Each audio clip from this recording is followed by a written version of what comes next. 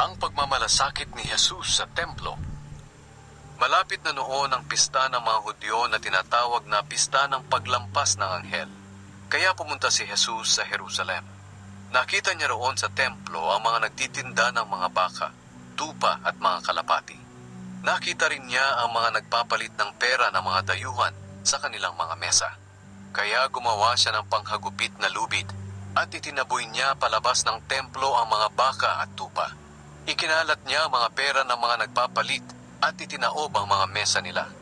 Sinabi ni Jesus sa mga nagtitinda ng mga kalapati, "Alisin ninyo ang mga iyan.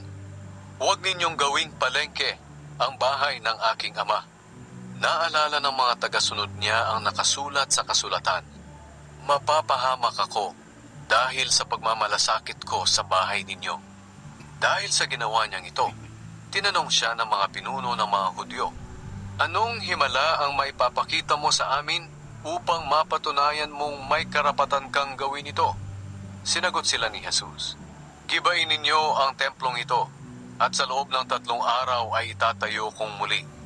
Sinabi naman nila, "Ginawa ang templong ito ng 46 na taon, at itatayo mo sa loob lang ng 3 araw?" Pero hindi nila naintindihan na ang templong tinutukoy ni Jesus ay ang kanyang katawan.